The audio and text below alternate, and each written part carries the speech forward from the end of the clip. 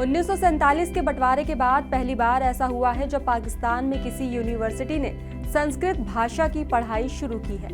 ये पहल Lahore university of management sciences ने की है। इस यूनिवर्सिटी ने संस्कृत का एक कोर्स शुरू किया है जिसकी शुरुआत 3 महीने की वीकेंड वर्कशॉप के रूप में हुई है। इस वर्कशॉप में स्टूडेंट्स, रिसर्च स्कॉलर्स और टीचर्स ने काफी दिलचस्पी दिखाई है, जिसके बाद इसे एक नियमित एकेडमिक पहल के रूप में आगे बढ़ाया जा रहा है। मीडिया रिपोर्ट्स के मुताबिक इस कोर्स में स्टूडेंट्स को संस्कृत की बुनियादी समझ दी जा रही है। खास बात यह है कि पढ़ाई को रोचक बनाने के लिए महाभारत के मशहूर टीवी सीरियल के थीम सॉन्ग है कथा संग्राम की का उर्दू अनुवाद भी पढ़ाया जा रहा है। इससे छात्रों को ये समझने में मदद मिल रही है कि संस्कृत साहित्य और आधुनिक भाषाओं के बीच।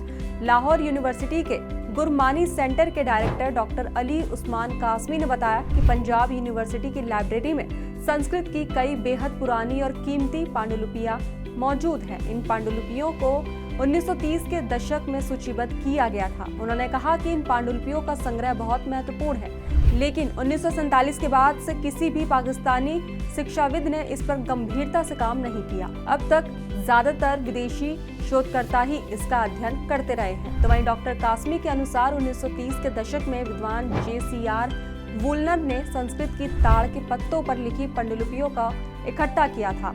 ये एक बड़ी सांस्कृतिक धरोहर है, लेकिन आज तक इस पर स्थानीय स्तर पर काम नहीं हो पाया।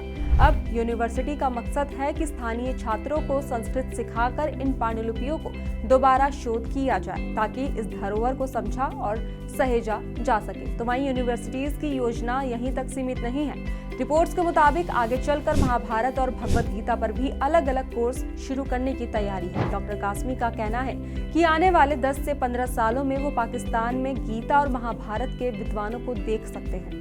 उनका मानना है कि ये पहल न सिर्फ भाषा की पढ़ाई तक सीमित रहेगी, बल्कि पूरे क्षेत्र के साझा इतिहास और संस्कृति को समझने में भी मदद करेगी। इस बदलाव के पीछे फोरमैन क्रिश्चियन कॉलेज के सोशल साइंस के associate professor doctor Shahid Rashid की अहम भूमिका मानी जा रही है। डॉक्टर रशीद का मानना है कि शास्त्रीय भाषाओं में मानवता के लिए बहुत बड़ा ज्ञान छिपा हुआ है। उन्होंने खुद अरबी और फारसी से अपनी पढ़ाई शुरू की और बाद में संस्कृत का अध्ययन किया। डॉक्टर रशीद बताते हैं कि उन्होंने संस्कृत सीखने के लिए ऑनलाइन प्लेटफॉर्म्स का सहारा लिया। उन्होंने कैम्ब्रिज के संस्कृत विद्वान एंटोनियो रुपेल और ऑस्ट्रेलिया के इंडोलॉजिस्ट मैक कोमास टेलर से भी मार्गदर्शन लिया। क्लासिकल संस्कृत व्याकरण को समझने में उन्हें लगभग 1 साल का समय लगा और वो आज भी इसका अध्ययन कर रहे हैं। उनका कहना है कि लोग अक्सर उनसे सवाल करते हैं कि उन्होंने संस्कृत क्यों सीखी। इस पर उनका जवाब होता है, इसे क्यों नहीं सीखना चाहिए। उनके अनुसार संस्कृत पूरे इस क्षेत्र को जोड़ने वाली भाषा है। महान संस्कृत व्याकरणविद पाणिनि का गांव भी इसी क्षेत्र में था। सिंधु घाटी सभ्यता के समय यहाँ बहुत कुछ लिखा गया और रचा गया था। संस्कृत किसी एक धर्म की भाषा नहीं है, बल्कि ये एक सांस्कृतिक धरोहर है जो पूरे क्षेत्र की साझा विरासत है। तो वहीं डॉक्टर रशीद संस्कृत को एक सांस्कृतिक स्मारक की तरह मानते हैं। उनका कहना है कि जैसे किसी ऐतिहासिक इमारत को सहेजना जरूरी होता है, वैसे इस भाषा को भी अपनाना और समझना जरूरी है। ये भाषा किसी एक समुदाय की नहीं, बल्कि हम सभी की है।